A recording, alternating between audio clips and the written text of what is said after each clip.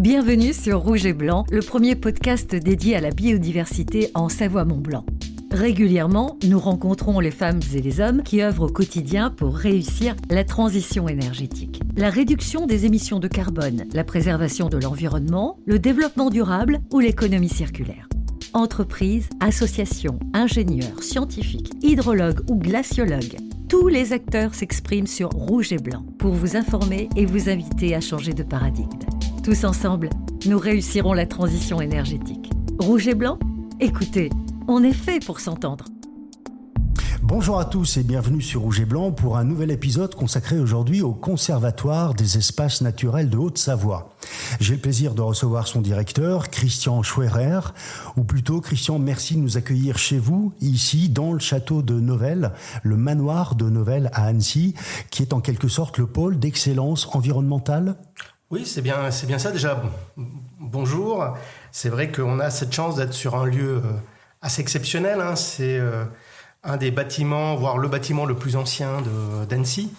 Et derrière, il est bien dans notre symbolique aussi de qui nous sommes, vu que ça allie bien patrimoine naturel, patrimoine culturel, mais aussi bien aussi ancrage territorial et quelque part notre rôle de structure d'expertise et de connaissance. Combien de personnes travaillent ici sur le site ? Là, sur le site, on est un peu plus d'une trentaine, sachant que derrière ce pôle d'excellence environnementale, il y a certes Aster, le Conservatoire des espaces naturels de Haute-Savoie, mais il y a également derrière des liens avec d'autres structures, notamment un élément qui n'est pas neutre, c'est nous accueillons par an plus d'une vingtaine d'étudiants en stage, en formation, et qu'on a aussi souhaité donner à ce lieu un rôle de résidence de recherche, de lien avec le monde académique.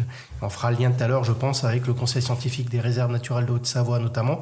Et donc dans ce cadre-là, on a aussi ce volet de lien, notamment de partenariat renforcé, notamment avec l'Université de Savoie-Mont-Blanc. L'autre élément aussi, c'est le lien avec d'autres structures qui apportent de l'expertise. Ça peut être le Conservatoire du Littoral sur sa mission lacustre qui ponctuellement est présent pour quelque part avoir aussi un lieu de travail ici, ou le Conservatoire botanique national alpin qui apporte son expertise flore et habitat en lien aussi avec les compétences professionnelles qui sont les nôtres. Donc ça donne ce côté champ d'expertise, un autre champ qui est de se dire on s'ouvre à d'autres acteurs et notamment des acteurs qui ont un lien avec les acteurs économiques. Donc est présent dans nos locaux l'association ID.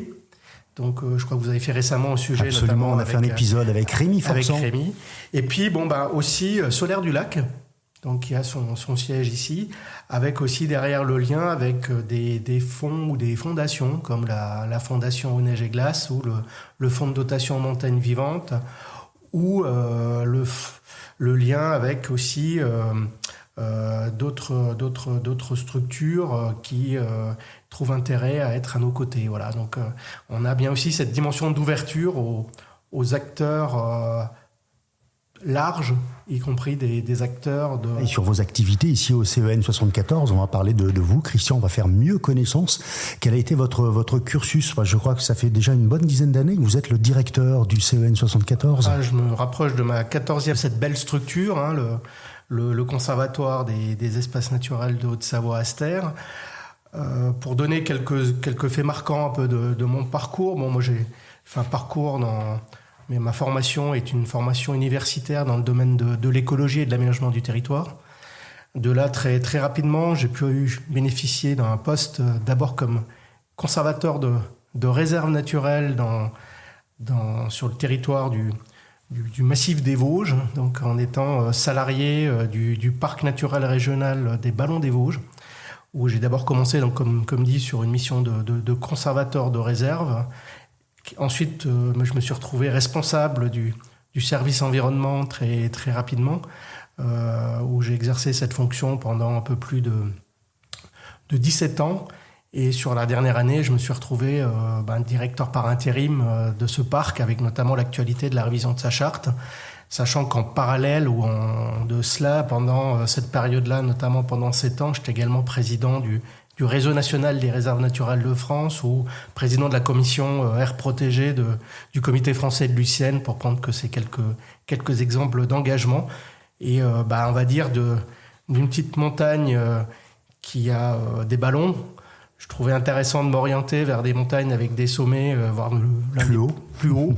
d'où ma candidature là, il y a 14 ans à ce poste de direction du conservatoire. Voilà. Mais à l'origine, qu'est-ce qui vous a poussé à choisir cette voie? Parce qu'à l'époque, on parlait moins d'écologie, moins de sensibilité à l'environnement que maintenant. Alors, je dirais, très, très jeune, j'étais un peu sensibilisé à ces questions-là. D'une part, comme toujours, il y a le lien familial. Hein. Moi, c'est un peu les grands-parents, les parents qui m'ont sensibilisé. Hein. C'est que quand on crée un parc national, on crée un établissement public. Et le parc national est créé par décret ministériel. C'est le cas aussi des réserves naturelles nationales, ils sont créés par décret ministériel. Par contre, on met en place au niveau local un petit parlement local qu'on appelle le comité consultatif, qui regroupe l'ensemble des acteurs, pour qu'il y ait un lieu de débat, de dialogue sur la gestion. Et puis à côté, à la différence d'un parc national, on crée un établissement public, on désigne, on choisit, c'est l'État qui choisit une structure gestionnaire qui peut être une association, ça peut être un parc naturel régional, un conservatoire d'espaces naturels, une collectivité. Il s'avère qu'à l'époque, l'initiative qui a été prise de dire, vu qu'on a dans un premier temps la création de 7 réserves naturelles nationales en Haute-Savoie, qui est une particularité, on pourra y revenir. Il y a cette idée qui était de dire qu'il faut créer une structure pour gérer ces réserves et créer une association qui s'appelait l'APEJ, donc l'Agence pour la protection et l'étude et la gestion de l'environnement, qui a comme mission première de gérer ces réserves naturelles pour le compte de l'État. Est-ce qu'ici en Haute-Savoie, on a plus de réserves naturelles qu'ailleurs, dans d'autres départements, avec la particularité toujours de la plaine et de la montagne? Alors la particularité en Haute-Savoie, c'est qu'on est le département, il y a le plus grand nombre et la plus grande surface de réserves naturelles métropolitaines en Haute-Savoie. 22 000 hectares, si on compare avec le parc national de la Vanoise, son cœur de parc national, qui en fait 55 000, c'est la moitié un peu de la surface d'un cœur de parc national qui a été créé par le biais de l'outil réserve naturelle en Haute-Savoie. Alors d'une part pour préserver des petits écrins encore de nature au niveau des 2 lacs, Annecy-Léman, on a 2 réserves naturelles à bout du lac sur la commune de Doussard, à Talloires pour la réserve de Roc de Cher, avec des caractéristiques qui sont différentes. Dans le cas, on est sur un milieu vraiment humide, qui en même temps a la chance d'avoir encore un petit espace fonctionnel. On n'a pas prévu de... Il s'avère que la ville d'Annecy s'est installée en aval du lac. Elle aurait émergé en amont. On aurait peut-être un développement urbain qui serait autre sur cette zone du petit lac d'Annecy. Et d'autre part, on a la réserve naturelle de Roc de Cher, où là, on est sur une composante plutôt on a au sommet un écosystème de glaciaire, vu qu'on a une petite tourbière au sommet, mais en même temps, sur les pentes, on est sur des espèces qui sont méditerranéennes, comme l'érable de Montpellier, par exemple. Donc, voilà, des petits microcosmes comme ça, des petits cœurs de préservation de sites qui sont présents. On a la réserve naturelle du Delta de la Drance, qui nous amène au Léman, où là aussi, un ensemble qui en plus est dans un écrin un peu urbain aussi, puisque on a aussi quelques entreprises qui sont proches de ces zones, mais on a encore un petit delta fonctionnel. Notamment les eaux d'Évian, par exemple. Notamment les eaux d'Évian, voilà. Ouais. Et puis, après, on arrive sur l'entité qui est le balcon du Mont-Blanc ou du Mont-Blanc, avec d'un côté la réserve naturelle des Contamines Montjoie, 5500 hectares, et de l'autre côté un ensemble de 16 000 hectares d'Antenant, avec 5 réserves naturelles qui sont Passy, Sixte-Passy, ou Sixte-Fer à cheval, Carles-Aveyron, Vallon de Bérard et Guy-Rouge. Alors, comme vous faites concrètement sur le terrain, comment faites-vous pour préserver ces espaces naturels? Pour préserver, d'une part là, on est sur une mission, on est opérateur pour le compte de l'État pour la gestion de ces réserves naturelles, parce que c'est bien l'État, l'autorité de la gestion de ces réserves. D'une part, il y a un décret ministériel qui donne des codes, des règles, préserver le pourquoi de l'intérêt du site. On ne peut pas interdire, on va dire, la plongée sous-marine, parce qu'il n'y a pas de milieu marin, par exemple. Par contre, il peut y avoir des règles de non-dégradation, de respect, de non-dérangement. Et puis, quelque part, globalement, c'est surtout des règles de bonne conduite et de civilité qui s'imposent aussi sur ces territoires-là comme ailleurs. Est-ce que vous avez du personnel sur le terrain qui sont un peu les gardiens de la nature, les gendarmes? Alors nous, notre activité pour cette mission de gestionnaire de réserve, c'est...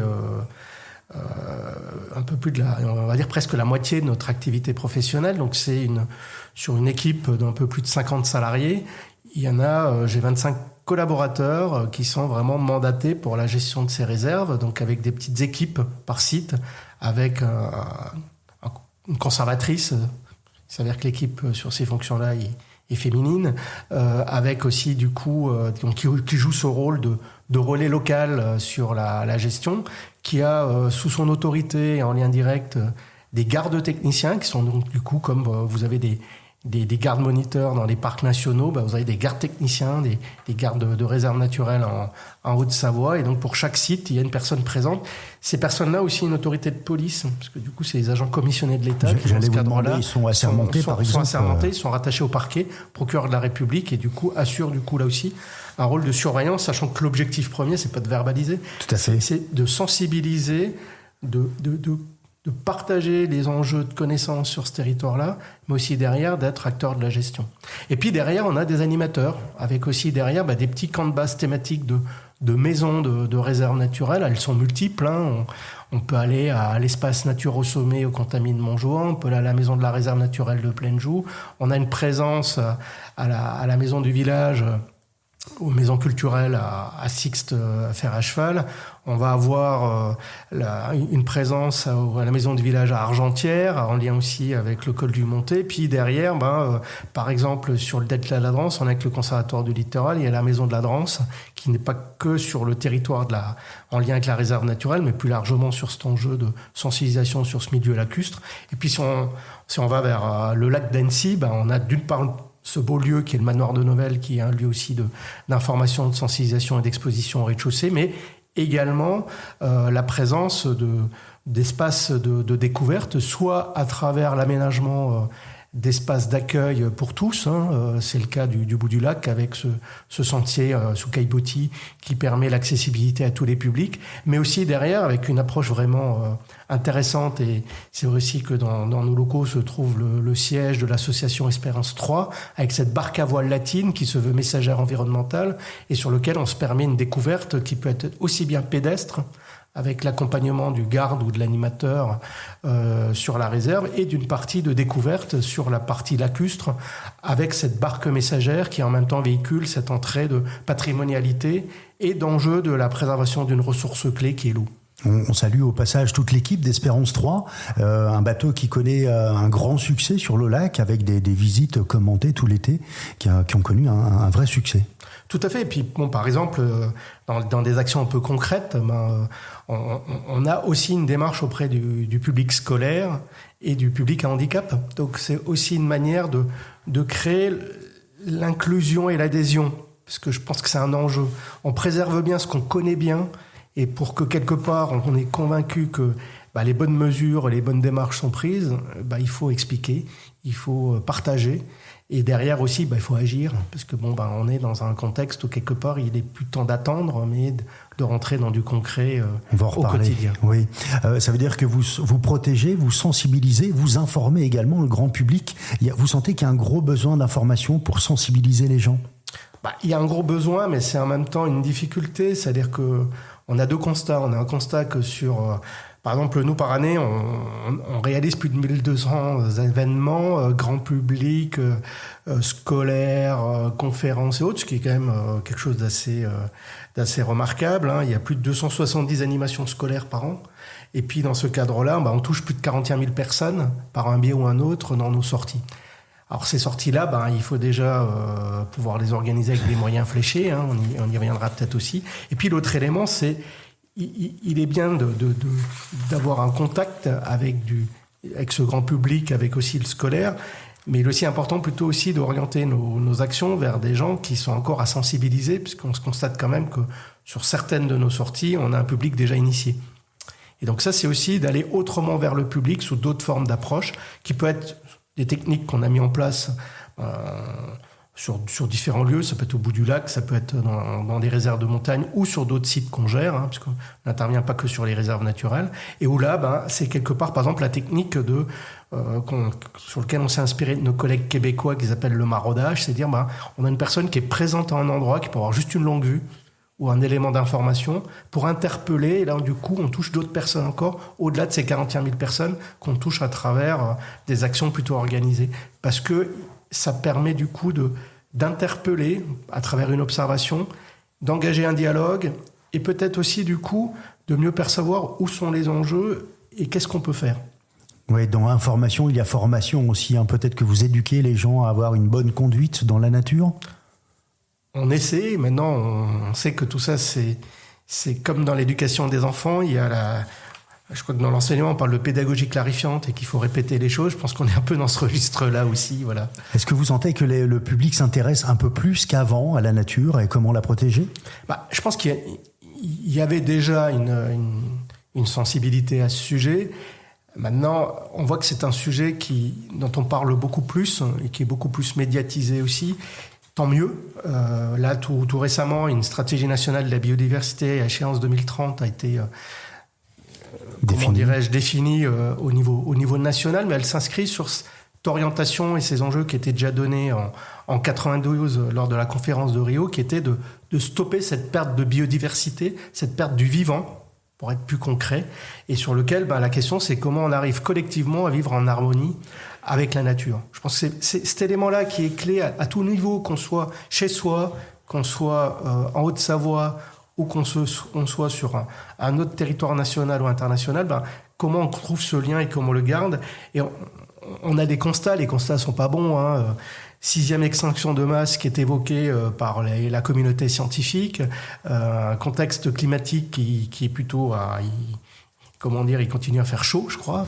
Quelquefois aussi, il continue à pleuvoir beaucoup plus que ce qu'on avait l'habitude d'avoir sur certaines périodes. Il y a beaucoup d'eau maintenant, et il y en a beaucoup l'automne et l'hiver, et pas l'été. On a globalement les mêmes quantités. Oui. Par contre, ils sont répartis différemment. Il y a une évolution. Il y a une évolution, et l'impact, le marquage de la saisonnalité n'est plus la même. On disait l'autre jour avec un ami que quelque part, on découvrait peut-être en Haute-Savoie la mousson, qui démarrait, qui cette année a démarré en octobre et qui s'est presque poursuivi jusqu'au début décembre, avec des pluies conséquentes, avec aussi tout ce que ça induit en impact, en pression, notamment des crues. Est-ce que le changement s'accélère là depuis 2-3 ans où il fait très chaud l'été, où on manque d'eau, on parle de sécheresse et on manque d'eau, et l'hiver il y a beaucoup plus d'eau qu'auparavant. Il y a un dérèglement qui est plus significatif, plus prononcé depuis ces dernières années. On a une accentuation. Maintenant, il restera à voir un peu la manière dont cette fréquence se renouvelle, parce que il y a aussi de l'observation à avoir. Maintenant, les tendances sont données. Ça fait 3 ans qu'on voit que ça chauffe plus l'été, qu'on a moins d'eau. Et on l'a vu avec rien que la variabilité du niveau d'eau du lac d'Annecy, avec à un moment donné un lac très bas, un marnage qui quelque part s'est imposé à nous.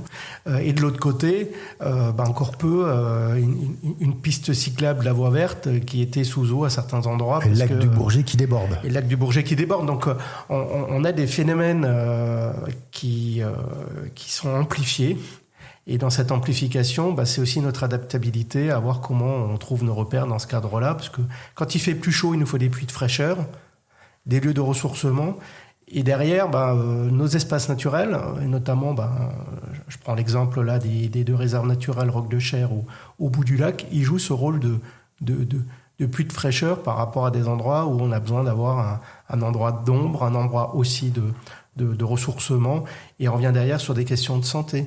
Parce qu'on est dans cette dimension de le lien entre environnement, santé humaine, santé animale et végétale est une réalité. Le monde du vivant. Et le monde du vivant, et derrière, il n'y a qu'une santé. C'est la même. Et quelque part, elle est interagie et elle lie à ce volet-là. Et on oublie souvent que la biodiversité, c'est la base de tous les besoins essentiels de l'être humain. C'est respirer, c'est boire, c'est manger, c'est soigner, se chauffer, aussi être inspiré, apprendre, et puis que derrière ça rend des services et ça les rend gratuitement. Donc plus on l'altère, plus quelque part ces services, il faudra trouver manière de les avoir, peut-être quelquefois pour certains la réponse elle est dans l'orientation technologique, et sûrement il y a des choses là-dedans qui peuvent nous être utiles, mais je pense que ça peut pas être l'unique solution. C'est que derrière la première solution, c'est quelque part peut-être les solutions fondées sur la nature, qui sont dans leur mécanisme gratuit, et 2, elles rendent la durabilité et la fonctionnalité des choses. Parlez-nous justement de la résilience des écosystèmes, concrètement. La résilience, le constat qu'on a, c'est l'impact climatique est moindre sur un écosystème qui est fonctionnel, dans lequel on a une surface suffisante et où, quelque part, il y a ce qu'on appelle la résilience qui peut fonctionner, c'est-à-dire que l'impact de ce changement est atténué. Parce que l'environnement est riche, c'est ça ? Parce que l'environnement est riche et parce qu'on est à une échelle de fonctionnalité où quelque part ça fait tampon. Et c'est des mécanismes qui préexistaient, quelque part on les a déréglés, et le concept maintenant de l'anthropocène où l'homme intervient comme acteur direct de ces changements à tout niveau, et les constats nationaux le montrent, il y a 5 grandes pressions qui ont une importance majeure un impact, Le premier, c'est le changement d'usage, donc là c'est l'urbanisation, pour prendre un exemple concret chez nous, département de la Haute-Savoie, où on est en territoire de montagne, donc à un moment donné, la construction en pente, ça a ses limites. Donc il y a une pression forte sur la plaine. On sait qu'on a une urbanisation qui est là importante. Si on se limite à la surface de la plaine, on est sur 20%. 20% de surface urbanisée. Donc il y a à contraindre, ça revient derrière sur toutes les orientations qui sont données d'un point de vue gouvernemental et d'action locale à travers les documents d'urbanisme sur lesquels on joue notre rôle d'appui et de conseil sur la prise en compte d'éléments environnementaux. Donc ça, c'est une activité, par exemple. Est-ce que vous jouez un rôle dans le fait que les permis de construire soient de moins en moins délivrés, puisqu'on a un gros problème de logement quand même en Haute-Savoie ? Nous, on n'est pas là pour faire les choix urbanistiques. On apporte les éléments de connaissance, et là on revient sur la notion de connaissance et d'observatoire. Et je pense que ça, c'est un élément clé pour prendre une bonne décision. Il faut derrière être éclairé avec des faits réels, factuels, qui ne sont pas soumis à controverse. Et c'est là qu'on intervient, nous, notre rôle d'expertise. Et on apporte là des éléments environnementaux qu'on porte à connaissance, dans lequel, après, c'est bien la collectivité locale qui les prend en considération dans leurs documents d'urbanisme, et après la phase de validation qui est portée par les services de l'État. On n'est pas un arbitre. Par contre, on a un rôle d'apport de connaissances, et on est un référent, on souhaite être du moins un référent territorial sur ces questions-là. Comment on fait pour résoudre le problème de la Haute-Savoie, cette forte demande de logement et cette pénurie de logement en même temps ?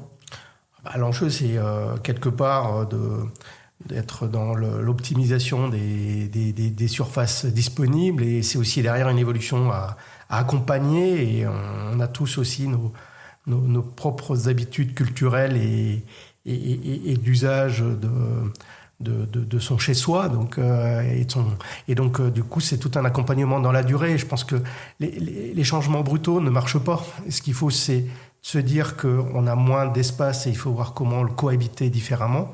Il faut aussi avoir des logements qui, quelque part, coûtent moins d'un point de vue énergétique. Ils auront un effet bénéfique sur l'impact carbone, l'empreinte carbone, et sur l'impact changement climatique. La question, c'est plus on attend de faire et plus on se met des contraintes à le faire, plus quelque part on sera dans la brutalité de se l'appliquer. Mais ça, c'est classique, c'est dans tout domaine. C'est quand on est face au mur, c'est pas pareil que si on a quelque part le temps de freiner, de l'anticiper. Oui. Peut-être qu'il faudrait mieux aménager les espaces existants pour la construction, par exemple, ou la loi ZAN qui prendrait tout son sens ? On a des préconisations à avoir dans ce cadre-là, ils existent, et puis derrière la stratégie nationale d'air protégé, on a également cette stratégie d'air protégé, d'avoir alors une ambition nationale, c'est 30% d'espaces protégés sous différentes formes, ça peut être du foncier, du contractuel, du réglementaire, mais c'est aussi restaurer 30% des habitats dégradés. Et là aussi, en Haute-Savoie, il y a des choses à faire. C'est-à-dire qu'on a une ambition qui a été donnée à une conférence qui est la COP15, la biodiversité en décembre 2025, qui est de protéger et restaurer la nature à échéance 2030. Donc c'est cet accord de Kunming-Montréal. Maintenant, comment on le transpose, et surtout comment derrière, on accepte d'en être acteur. Parce que l'enjeu, il est là. C'est-à-dire on peut tous se dire, il n'y a qu'à, faut que. Du coup, c'est comment on l'accompagne. Et c'est là qu'on peut jouer, nous, notre rôle d'aiguillon, d'expert, d'accompagnement au quotidien pour justement accompagner une démarche qui accentue la sobriété dans l'usage des ressources et des espaces. C'est quelque part ça, les fondamentaux qui sont là derrière. Et est-ce qu'on est prêt à s'inscrire là-dedans ? Et ça, c'est un choix individuel, mais c'est aussi un choix sociétal. Est-ce que ça veut dire aussi que les gens doivent s'impliquer maintenant, changer de comportement ? On le doit et on le fait aussi déjà. Il y a des attentes, mais aussi pour les faire, il faut que les infrastructures soient en place. Alors, nous, notre champ d'activité, ça me paraît important de le redire, on est sur le champ de la gestion de la préservation des espaces naturels et du vivant. On n'est pas un acteur d'aménagement du territoire ni de l'urbanisme. Il y a d'autres structures qui sont compétentes là-dedans sur les questions de construction et d'urbanisation. Je pense que le CAIE de Haute-Savoie aura plus d'éléments à évoquer sur le sujet que nous. Par contre, on voit bien aussi qu'il n'y a pas l'exceptionnel, il n'y a plus cette nature extraordinaire et cette nature ordinaire. On a une nature, on a un vivant, et dans ce vivant, le vivant, il s'inscrit aussi dans la nature en ville, il s'inscrit aussi dans un quotidien, et c'est aussi un changement d'évolution de nos pratiques et de nos métiers dans ce cadre-là. Alors qu'on avait une attention qui était peut-être plus portée dans notre activité au départ sur les protections fortes, notamment les réserves naturelles de Haute-Savoie. L'objectif maintenant, c'est d'être aussi présent, et on l'est, sur des questions d'accompagnement des collectivités, sur la prise en compte de la biodiversité dans leur action au quotidien, dans lequel on peut souligner aussi tout le relais que porte la politique départementale liée aux espaces naturels, où il y a des politiques qui sont là structurantes et mises en place. Nous, on en est un petit acteur, on n'est pas délégataire d'une mission publique, il y a des acteurs publics, et en premier lieu là-dedans, on va retrouver l'État, la région, le département, les collectivités locales qui ont leur rôle à jouer, mais aussi les entreprises qui sont de plus en plus aussi des acteurs qui se mobilisent, soit à travers la rapproche même de choix environnemental dans leur démarche de RSE. Donc, politique RSE, oui. Politique RSE, mais aussi derrière, dans une volonté de se dire, pour être dans un élément de reconnaissance de leur activité entrepreneuriale, dans aussi le côté bien-être de leurs collaborateurs, il y a un cadre de vie à préserver. Dans ce cadre de vie, ils s'inscrivent aussi dans des valeurs qu'ils veulent partager. Et c'est là qu'on peut jouer, nous, le rôle relais sur un point précis qui est la biodiversité. On ne va pas nous parler de déchets, on ne va pas parler de transport, on ne va pas parler d'enjeux énergétiques, de bâtiments. Ce n'est pas notre cœur de métier. Notre entrée, c'est la biodiversité et comment on la préserve et comment on l'accompagne et comment on la partage. Ça veut dire que les entreprises peuvent vous consulter? On a des liens sur des projets, des initiatives assez intéressantes. Une qui peut être parlante, parce que on a un historique avec une entreprise nationale, voire internationale, qui est Clarins, une entreprise de cosmétiques, qui depuis le début, du moins depuis une vingtaine d'années maintenant, voire bientôt 25 ans, est à nos côtés pour nous soutenir dans le cadre d'une démarche de mécénat sur des actions de sauvegarde d'une espèce qui est le gypaète barbu, donc sur lequel on a un rôle clé au niveau départemental, mais aussi au niveau alpin, parce que 30% de notre activité se situe au-delà du département de la Haute-Savoie sur des actions qui sont à l'échelle des Alpes, sur différentes entrées. On ne va pas pouvoir tout développer, mais par contre, l'autre volet qui est intéressant là-dedans, c'est qu'ils étaient aussi dans une volonté qu'il y ait une action sur la ressource en eau et la préservation de ce symbole qu'est l'eau, d'où une action de soutien sur des actions de gestion des réserves naturelles lacustres, notamment de la réserve naturelle du bout du lac. Et donc, on est un peu dans cette entrée de message pour eux qui est la beauté responsable. Et il y a quelques années de cela, ils nous ont dit, on aimerait bien, pourquoi pas, trouver un lieu pour faire de la production de nos plantes alpines, plutôt en France que dans un pays voisin. Ouais. Et du coup, on a eu une démarche de recherche de foncier avec eux, en y impliquant la SAFER. Et du coup, ils ont implanté leur lieu de production de plantes des Alpes à Serraval, donc pas loin, à Tonnes, dans la Tonnes, et sur lequel ils ont acheté un bien, et dans ce bien, il y a une partie qui est dédiée à la production. Et avec eux, on est allé à mettre en place, la première fois en lien avec une entreprise, un outil qui s'appelle l'obligation réelle environnementale, qui permet de mettre des clauses environnementales pour une gestion durable de cet espace et de ce site, même si demain, le bien il est transféré à un autre propriétaire. Et puis, on est allé jusqu'à se dire, mais il y a un enjeu de connaissance. Alors, connaissance pas sur la production des plantes, où là, ils ont leur savoir-faire et leur service d'ingénierie, mais les scientifiques, c'est plutôt de se dire, à côté, il y a d'autres espaces qui sont intéressants. Il y a par exemple la présence au niveau botanique d'une plante qui est le sapot de Vénus et autres. Mais de se dire, comment on peut avoir un lieu de petits sites ateliers d'enjeux, aussi ce volet de sentinelle, un peu de recherche, et on a notamment convergé sur le fait qu'il y avait un enjeu sur mieux connaître quelle était l'écologie d'une plante qui sont les ronces. Oui. Et eux, ils disent, nous on est intéressés d'en connaître les vertus cosmétiques, et de l'autre côté, nous on est intéressés de voir comment pour ces espèces, ou cette espèce, on va dire, l'impact climatique joue et l'espèce évolue. Et on a convenu ensemble de porter et de trouver les moyens d'une bourse de thèse pour avoir les connaissances et les enjeux qui sont là derrière. Donc, c'est un exemple concret qui, derrière, sont d'un côté au bénéfice d'un acteur entreprise, et de l'autre côté, un élément d'enseignement et d'adaptation et de connaissances pour nous sur demain, qu'est-ce qu'il faut en retirer comme enseignement, parce qu'on n'est plus dans un système statique. Les changements globaux qu'on connaît là font qu'on va avoir des changements de milieu. On nous le dit souvent, demain on aura le climat de Valence vers chez nous. La température remonte. Oui. Les milieux du coup aussi vont bouger, les espèces vont bouger. Et là on vient sur la notion d'un écosystème fonctionnel pour s'adapter à ce changement. Et là on vient sur la notion de résilience. Alors justement, vous avez des scientifiques autour de vous. Comment est composé le comité scientifique ? Quelles sont leurs spécialités ? Alors, nous, dans la maison, on a une organisation où, on l'a déjà évoqué, on a un service réserve naturelle, on va dire... sur le terrain. Sur le terrain, mais aussi du coup avec des appuis, avec aussi des partenaires. Une organisation ici. À côté, un appui aux collectivités sur différents volets, zones humides, fonciers et autres. Et puis un bloc qui est dédié à l'expertise scientifique et technique, dans lequel on a 3 volets. On a un volet plus lié aux enjeux d'espèces faunistiques. Et c'est là-dedans qu'on retrouve l'action en faveur du GIPAET et la gestion du centre d'élevage et un programme à l'échelle des Alpes.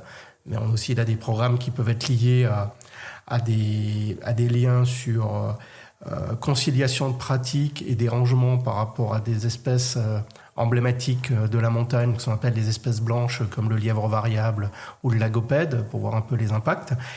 Mais on peut aussi avoir derrière un suivi d'enjeux de connaissance de la dynamique des populations, y compris sur le volet sanitaire, par rapport, par exemple, aux bouquetins. Là, je parle plutôt des bouquetins présents dans les réserves naturelles, même si ailleurs, il y a un enjeu de présence et de surveillance qu'on assure et d'accompagnement dans le cadre du contexte du Bargy.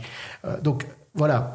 L'autre volet, c'est le volet flore et habitat, et dans lequel on retrouve le volet expertise sur ce volet-là, en lien notamment avec le Conservatoire botanique national alpin. Et on a un volet de prise en compte de changements globaux, de liens avec ce rôle des réserves naturelles qui sont aussi des sites ateliers. Parce que il est vrai que pour protéger la nature, il faut la connaître, la comprendre et l'anticiper.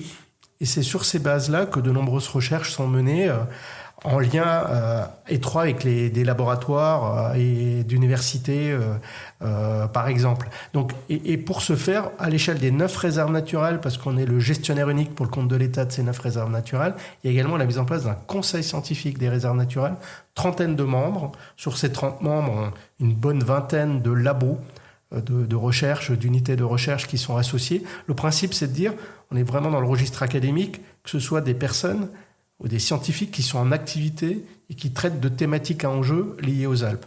Alors ça peut être des acteurs, des entités de recherche sur les Alpes françaises, mais ça peut aussi être des collaborations qu'on peut avoir avec notamment des entités suisses, je pense à l'Université de Lausanne ou de Genève, sur lesquelles il y a des collaborations qui se font. Justement, j'allais dire comment vous travaillez avec nos voisins suisses et italiens, avec la vallée d'Aoste. Alors là, du coup, d'une part, par exemple, au conseil scientifique des réserves naturelles de Haute-Savoie,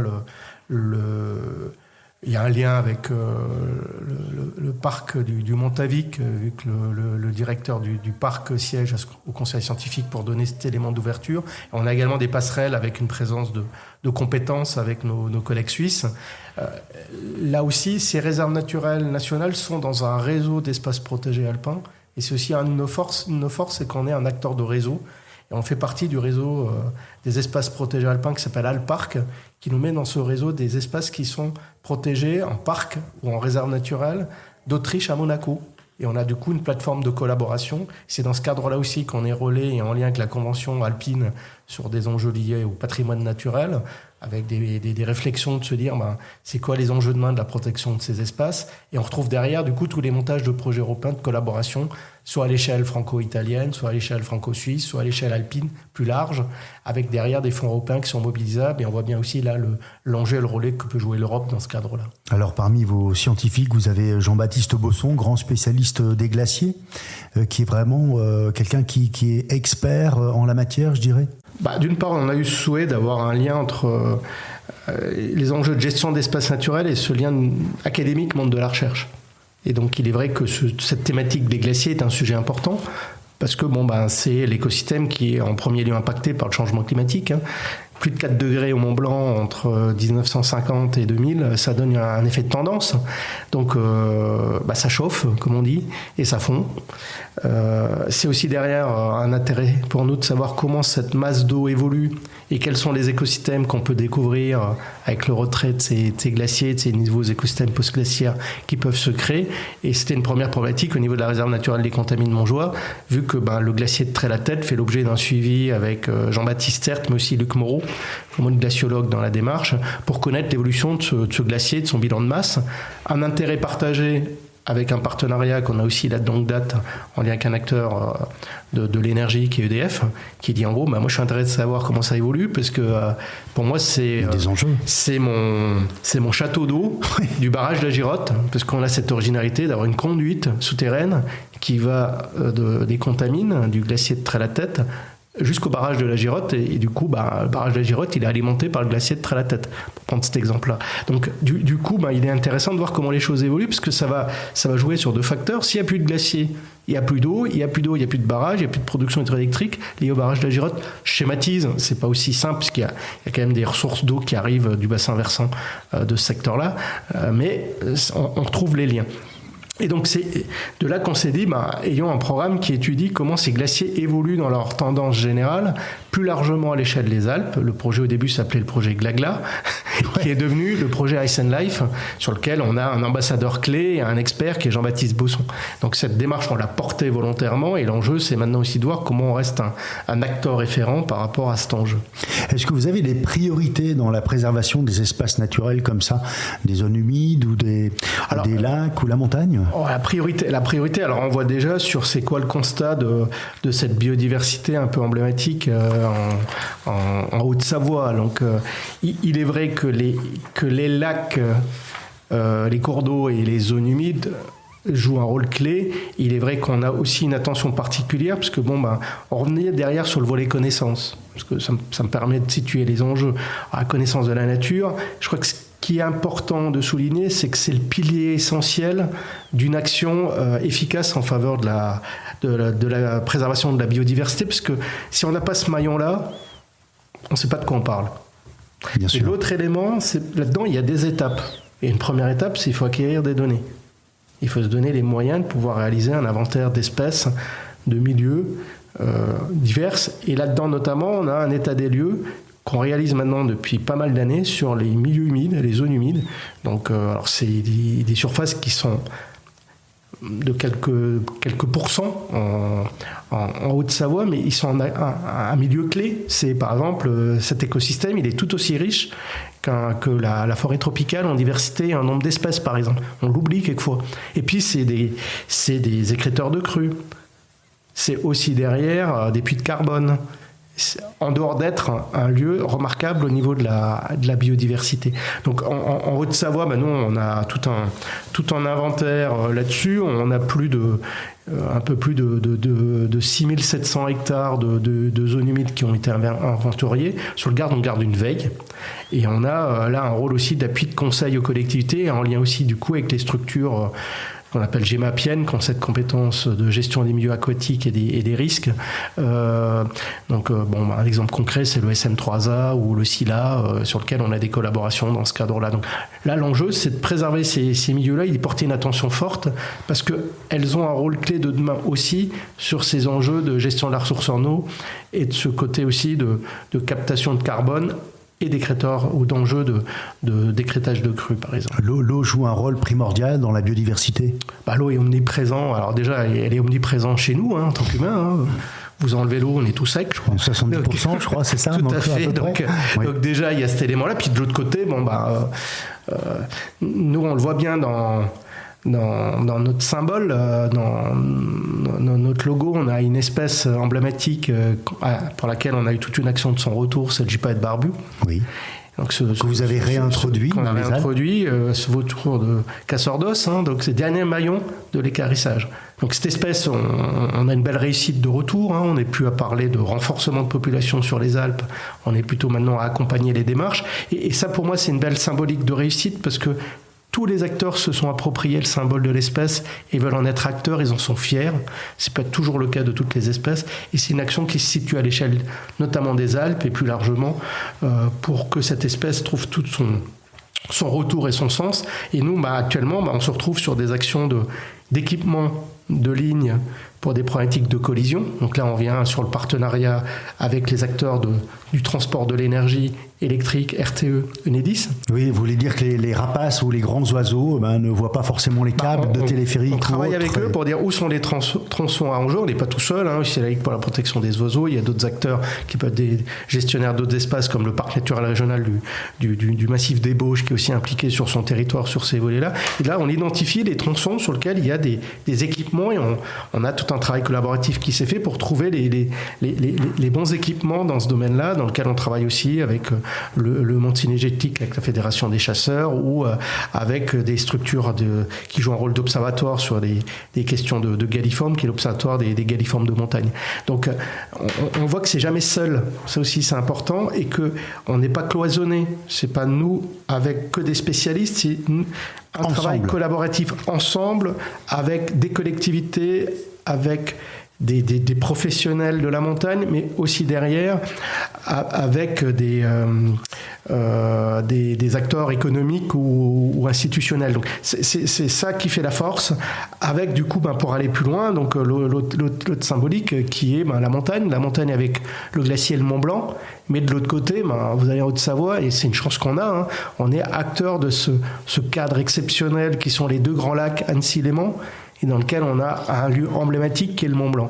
Alors, avec ses forces, sa beauté, son côté aussi attirant de territoire économique, puisque on n'est pas hors sol, dans lequel aussi on a la chance d'avoir une agriculture qui est plutôt une agriculture basée sur l'herbage, sur l'herbe, ce qui n'est pas neutre, mais dans lequel aussi il y a une question de durabilité dans l'ensemble de ces démarches-là qui sont posées. Et quelque part, l'enjeu, il n'est pas à l'espèce, il est dans son concept global, de dire comment là-dedans on agit. Alors on agit, nous, prioritairement sur les milieux humides, on agit sur les milieux secs, ces pelouses sèches qui sont un peu dans cette interface de l'écrin sur lequel il y a une pression urbaine de plus en plus forte, parce que c'est les secteurs encore à coloniser, mais qui sont aussi assez exceptionnels au niveau de la richesse, notamment floristique, et de certaines espèces d'insectes ou autres qu'on peut trouver, et qui font tampon. Et la notion derrière, c'est cette notion de connectivité. Il faut qu'on sorte de ces aspects de fragmentation des milieux pour les connecter, et on peut avoir un très bel espace protégé à protection forte à un endroit, s'il n'est pas connecté et fonctionnel, reconnecté à d'autres milieux où les espèces peuvent se déplacer, où les tendances de mât et des changements de progression et d'évolution des milieux vont se faire, ils se feront parce qu'on a un tissu de milieux et d'espèces qui restent connectées et fonctionnelles entre elles. Et ça, c'est un enjeu. Comment réagissent les collectivités, les mairies, les communautés de communes par rapport à ces enjeux de territoire, justement, ici en Haute-Savoie ? Il y a une compréhension de son quotidien. C'est-à-dire qu'il y a une vigilance à avoir, à dire on ne vient pas juste pour dire écoutez, y allez sachant, puis à vous. Ça ne marche pas. Je pense que ce n'est pas la bonne approche. Il faut que nous, on ait une expertise qui a sa véracité et sa pertinence. Et c'est là, on y travaille. On espère qu'on restera accompagné avec des moyens publics pour pouvoir le faire. Et de l'autre côté, il y a ce côté enjeu de comment on est à l'écoute de la compréhension de ce qu'on apporte. Et de là, après, il y a convergence. Alors, il y a aussi des choses qui renvoient à des questions d'usage et d'observation. Et on n'est pas forcément tous les jours présent sur tous les sites localement, sur tous les territoires. Et donc, localement, il y a une expression.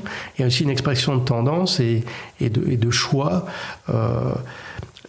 On est passé à une phase où cette notion de préservation des terres agricoles, restreindre l'urbanisation, c'est des choses qui sont intégrées. Est-ce que c'est une restriction stricte ?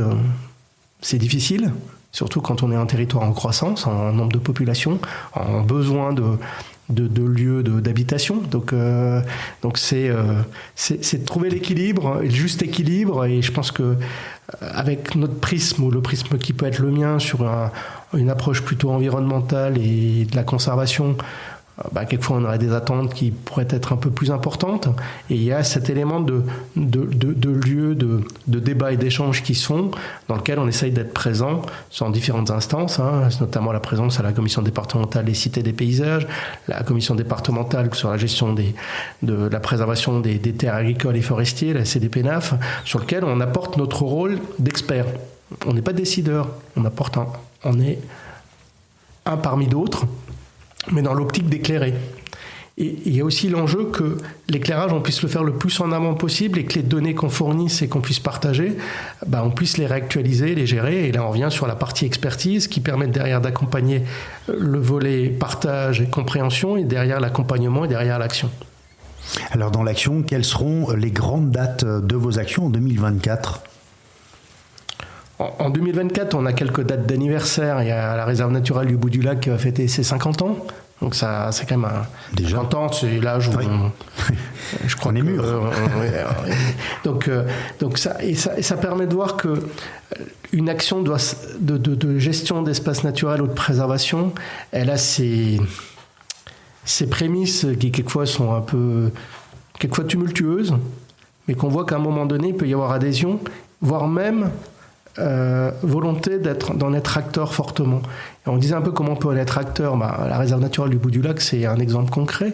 Une association d'amis qui sont des habitants du territoire, qui quelque part s'impliquent bénévolement pour accompagner la gestion de la réserve naturelle. Ça, c'est une action concrète. L'autre action, c'est sur cette commune-là, vu qu'on n'est pas loin, la réserve n'est pas loin de l'endroit où se trouve l'école communale, l'école primaire, on a fait une démarche d'en faire avec une classe une aire terrestre éducative. Donc c'est cet endroit où l'école se dit nous enfants, on va être des observateurs de la nature et on va aussi être un peu les sentinelles, les acteurs de la compréhension de qu'est-ce qui se passe localement. Déjà dans sa proximité avec la création d'une petite mare dans l'école. C'est tout simple, mais bon, ça crée l'observation. Et parce que faisons en sorte de ne plus être déconnectés. On a tous les outils actuels, technologiques possibles, et nous-mêmes, et moi-même, je l'utilise. Je parle notamment de mon portable, où quelque part, très vite, on a une info immédiate. Et on a un besoin de se ressourcer, de se poser, et de se dire, cet endroit-là, du coup, c'est un endroit de ressourcement, d'émerveillement, mais c'est aussi un endroit où on se dit, là, si on le préserve, c'est quoi les effets bénéfiques ? On n'aurait pas cet endroit du secteur de la réserve du Bout du Lac, on n'aurait pas une roselière qui joue un rôle d'épuration, de qualité de l'eau. C'est pour ça que le syndicat du lac d'Annecy a toute une action de préservation de ces milieux, même s'ils sont encore sont devenus un peu plus congrus que ce qu'ils étaient à un moment donné. C'est aussi un endroit où du coup on va retrouver des espèces qu'on ne trouve pas ailleurs, qui ont un enjeu de patrimonialité. Alors, sans parler du castor, mais ça peut être aussi la présence d'oiseaux hivernants ou autres sur ce secteur-là, parce qu'ils trouvent leur zone de refuge. Mais tout est lié, en fait. Tout est lié, et c'est là que je trouve qu'on a, au bout de 50 ans, une appropriation, et avec aussi quelquefois encore des sujets qui ne sont pas simples. Cet endroit est zone de refuge de la faune. On a des sangliers, des cerfs, des chevreuils. Ils se déplacent. Et puis, on a des problématiques qui sont posées de collision, et de voir aussi comment on prend en compte, d'où le fait d'avoir un dispositif d'alerte qui a été mis en place, notamment grâce à la Fédération départementale des chasseurs et les conseils départementaux de la Haute-Savoie qui ont poussé pour voir un peu comment des équipements peuvent se mettre en place concrètement là-dessus. Maintenant, après, on revient à des questions de civilité. C'est-à-dire que quand le voyant s'allume et qu'on dit qu'il y a un risque, pourquoi on accélère ? Parce que là, du coup, il y a un risque de collision réelle. Bien sûr. Et là, on revient sur, est-ce que j'ai bien pris en compte que là, il y avait une prudence à avoir, un respect, et ça, on peut le transposer à d'autres situations. Bien sûr. D'autres rendez-vous sur 2024 ? Sur 2024, pour nous, c'est l'année aussi où on va surtout poursuivre pas mal d'actions, des rendez-vous annuels pour début février, c'est la période où on met un accent sur les milieux humides, ce qu'on trouve derrière. la date anniversaire de la Convention Ramsar, sur cette préservation des grands ensembles de zones humides fonctionnelles. On va avoir la fête de la nature, où on aura à nouveau un événement. L'objectif aussi, c'est un programme de rencontres et de conférences qu'on souhaite mensuelles dans ce lieu magique qui est le manoir de Novelle. Et puis, c'est aussi l'occasion de mettre en avant tout ce programme d'animation, surtout tourné sur la période estivale, puisque c'est là qu'on est un peu plus, où les sorties sont un peu plus nombreuses. Donc, je dirais, on n'est pas sur un fait marquant, on est plutôt sur de la continuité, avec quand même des temps de rencontres et d'événements conséquents. Voilà, donc, parce que je l'évoquais tout à l'heure, 1200 animations par an, c'est quand même pas neutre. Donc déjà, si on arrive à garder l'ambition et la voilure de ce côté-là, c'est une vraie réussite. Et puis, rester reconnu et accepté dans ce beau territoire, c'est aussi un beau défi. Alors justement, j'ouvre juste une parenthèse, l'été ou l'hiver, comme la Haute-Savoie attire beaucoup de touristes, est-ce que c'est compliqué pour vous de faire respecter un peu la réglementation, on va dire, pour protéger ces espaces naturels en montagne ou en plaine ? L'élément qui change, c'est qu'avant on avait un effet de saisonnalité.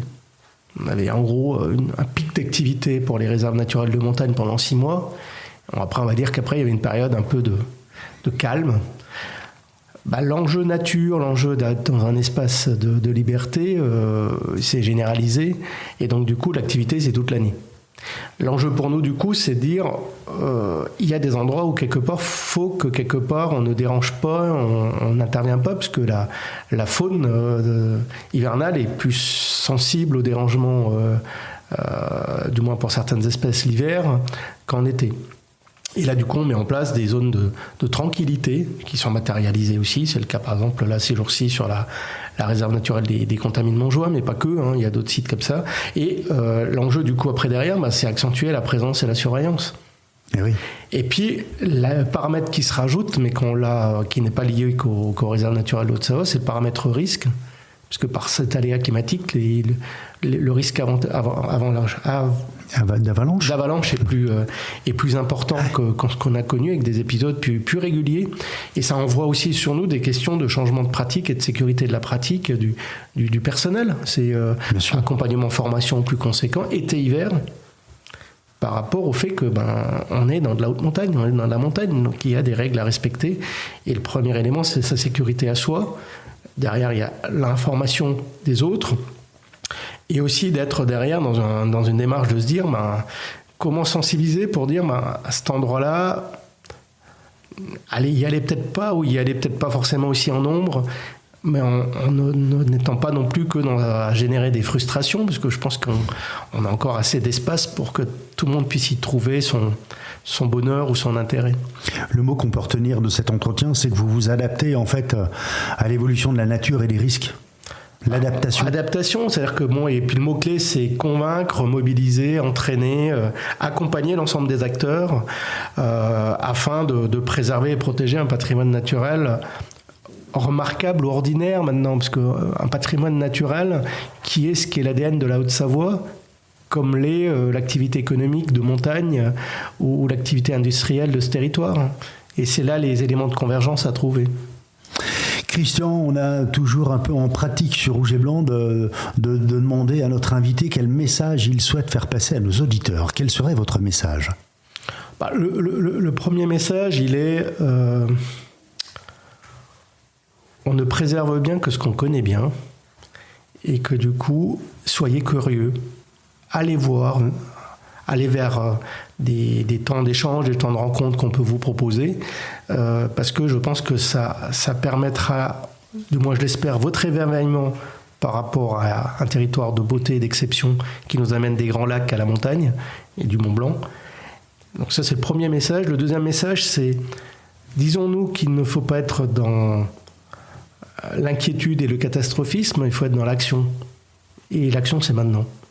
Et si on ne le porte pas maintenant, on aura peut-être des conséquences à gérer qui seront peut-être plus fortes que ce qu'on aurait pu penser en agissant déjà là dans l'opérationnel et dans cet élément de sobriété qui est posé de cet espace et de les ressources. Et elle s'imposera à nous d'une manière ou d'une autre, soit par des phénomènes qui s'accentueront ou parce que les choses feront qu'on n'aura pas le choix. Donc, je préfère être dans l'opérationnel tout de suite et de l'être ensemble. Voilà. Quelle est votre façon de voir les choses quand on dit que l'homme détruit la nature, mais de toute façon, quoi qu'il en soit, sur la Terre, la nature prendra toujours le dessus ? De toute façon, c'est pas la nature qui est menacée en premier, hein, c'est l'homme et son activité. Ça, c'est un constat général. Donc la question là-dedans, c'est